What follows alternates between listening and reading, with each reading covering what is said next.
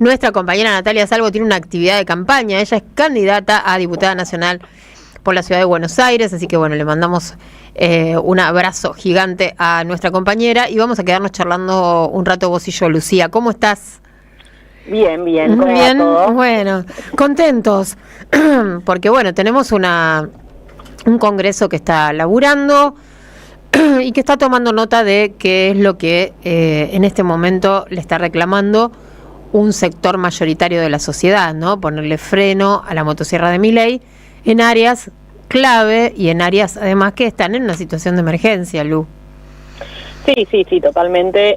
La verdad es que entiendo yo que porque bueno, una que está siempre en el territorio, ¿no? La que nos tocó hacer campaña y demás, el reclamo de hagan algo es esto, ¿no? Se satisface con esta actitud verdaderamente opositora en el Congreso, logrando que el gobierno tenga que cumplir con las demandas de las argentinas y de los argentinos que más necesitan, aún a pesar de su vocación de ser indiferentes o de ser incluso crueles, ¿no? Con esos sectores de la población.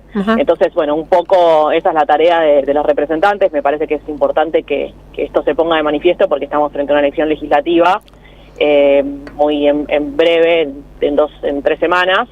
Y bueno, claramente, ¿para qué queremos diputados? Bueno, para esto, ¿no? Para lograr verdadera oposición en un Congreso y para tratar los derechos de las personas como lo que son, justamente derechos y no dádivas o cuestiones que pueden ser dejadas de lado por capricho de una gestión u otra. Claro, tal cual. Bueno, veremos qué pasa ahora, ¿no? Porque ya vimos lo que pasó con la ley de emergencia en discapacidad, que el presidente la promulgó, pero la suspendió al mismo tiempo, suspendió su aplicación argumentando temas presupuestarios, ¿no? Esta insistencia con el asunto del déficit cero, etcétera. Y bueno, Francos está en una posición delicada con respecto a esto, porque bueno, él es el responsable como jefe de gabinete de parte del Ejecutivo de aplicar la ley. Veremos qué pasa con estas dos, ¿no? De la Administración General del país, ¿no? Exacto, digamos, sí. Es importante y puede ser sujeto de un reproche por parte de la Cámara, porque eso también lo establece la Constitución, una figura que no se usó nunca en todos estos años, pero que hay que tener en cuenta porque evidentemente él tiene una responsabilidad muy importante y en eso hay que exigir que cumpla con esa manda constitucional. Claro. Y además 15 días antes de que se insista con la emergencia en discapacidad, el presidente, después de perder las elecciones, había anunciado que iba a dar más plata. Hay algo que incluso tiene que ver con una crisis del propio discurso del gobierno, ¿no? Respecto de decir cosas para tratar de sacar votos, pero después no firmar el instrumento legal que permitiría instrumentar esa decisión, que sería la ley de emergencia en discapacidad. Claro. Hay una irresponsabilidad muy grande porque ese discurso quedó muy en evidencia que era falso, ¿no? Igual, ¿cuántas cosas, Lucía, pasaron desde la semana pasada, ¿no? Que estuvimos charlando en este espacio hasta ahora, porque se había generado toda una burbuja de expectativas en torno al supuesto salvataje, yo le digo salvavidas de plomo, ¿no? De Estados Unidos a la economía de la Argentina. Bueno, hubo un montón de idas y vueltas que hoy terminan con un secretario del Tesoro, Scott Bessent, diciendo que apenas están pensando en un swap en este momento. ¿Cómo interpretás vos? No nos salven tanto. Claro, ¿cómo interpretás vos la activa injerencia que está teniendo hoy la palabra de Estados Unidos o de funcionarios de Estados Unidos, también del Fondo Monetario Internacional en nuestro día a día, ¿no? Porque recién estaba Víctor comentando los mercados. Bueno, estamos viendo, ¿no? Cómo parece arena movediza todo lo que nos está pasando en materia económica. Yo tengo una imagen muy clara de cuando era chica, muy chica, y el embajador de Estados Unidos, o el canciller de la Argentina, Itela, en los 90 le regaló a alguien del gobierno norteamericano un Winnie Pooh. Sí. Me acuerdo de esa imagen, como acto de congraciarse, ¿no? En ese momento las relaciones carnales. Sí. Y me acuerdo perfecto porque era Winnie Pooh, que era un personaje que a mí me gustaba. Sí. Y lo tengo grabado en la memoria. Y el otro día, cuando Trump le dio el tuit impreso al presidente, esto es más bajo que el Winnie Pooh. Claro, en realidad Milei se lo dio primero a Trump y Trump después, ¿no? Claro, entonces, bueno, por lo menos, no sé, comprar un peluche. Claro. Y esta sensación de lo cíclico, pero a la vez lo cíclico empeorado es la que yo tengo, ¿no? Claro. Como más bizarro, todo más bizarro, aún. Sí, más bizarro y más trucho, más berreta, ¿no? Sí. Entonces, pienso que también el hecho de que sea más trucho, más bizarro, más berreta, va haciendo que el círculo vaya más rápido, porque evidentemente el desgaste del gobierno entre la elección del 7 de septiembre y el 26 de octubre es en años luz se mide, ¿no? Lo que pasó, porque ya el 7 llegaron golpeados. Y en estas semanas ha pasado de todo, ¿no? Tiene un candidato que no puede explicar el financiamiento de su campaña, no puede explicar cómo se compró un auto y vas de esa cara a estar en la boleta del principal distrito del país, al mismo tiempo que deciden no aplicar la ley de emergencia en discapacidad cuando anunciaron que iban a dar más plata para las personas con discapacidad. Al mismo tiempo que dijeron que Estados Unidos nos iba a salvar y después termina siendo que como mucho pueden reemplazar el swap con China, que según dicen quienes saben, el interés es un interés netamente imperialista de parte de los Estados Unidos, ¿no? Entonces la verdad es que el deterioro, no lo goza, ¿no? Todo lo contrario, sería ideal tener un gobierno de la Argentina para los argentinos y que si le va bien al gobierno le vaya bien a los argentinos, aunque las ideas fueran contrarias, pero la verdad es que si le va bien a este gobierno, a los argentinos y a las argentinas nos va pésimo.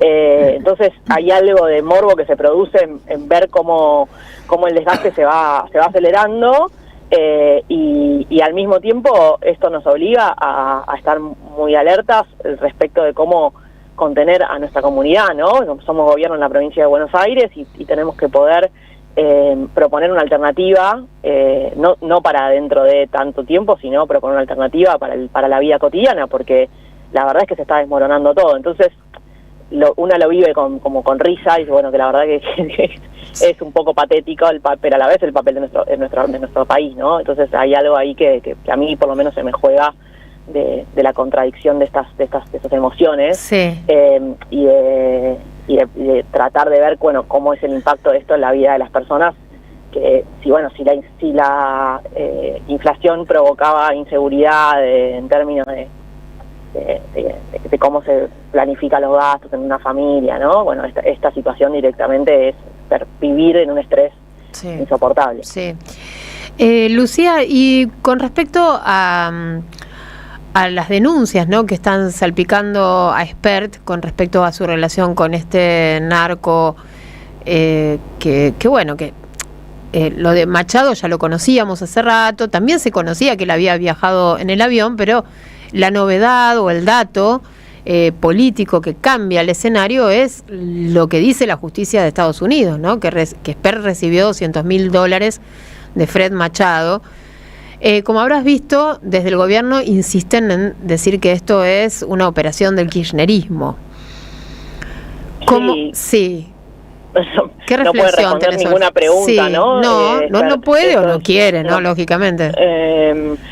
Y no, a ver, a mí me parece que la desgracia que está pasando en nuestro país, con el fortalecimiento de las redes de narcotráfico, ¿no?, de las economías ilegales en los territorios, a partir de que la economía legal no está dando ninguna respuesta a nuestra población,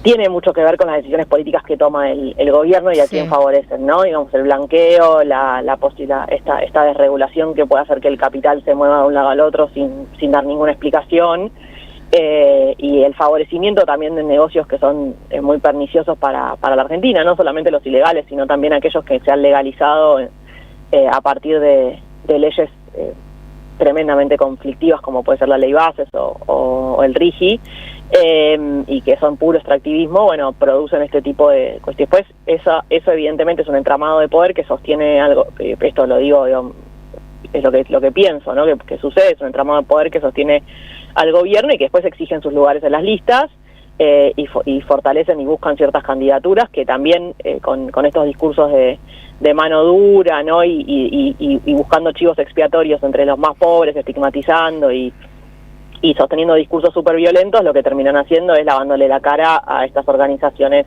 y a los dueños de las cosas, ¿no? Entonces, a mí no me parece que una cosa pueda estar deslindada de la otra, no me parece que sea expert el bicho raro de un armado anticasta, ¿no? La casta está ahí, los negocios ilegales nutren la estructura política del gobierno, evidentemente, y el hecho de poner candidatos propios o comprados por ellos en las listas es ni más ni menos que muestra de esa connivencia, y esto es evidente cuando estas cosas empiezan a florecer, a aflorar en lugares como Estados Unidos, donde, bueno, evidentemente lo que se está jugando no tiene nada que ver con expert sí o expert no. Claro. Bueno, Lu, para cerrar, ¿te parece que cerramos con las buenas? Juntaron Cristina y Axel. Se juntaron Cristina y Axel, parece que estuvo bien, que estuvo todo... Hora y media más o menos estuvieron. Sí, que han tenido una muy buena conversación, cuentan los chismosos y chismosas. Todos queriendo saber, pero mucho no contaron. Mucho no se sabe y está muy bien. Está muy bien que no se sepa porque bueno, será la primera de muchas conversaciones seguramente. Hay mucho que tejer de acá en adelante.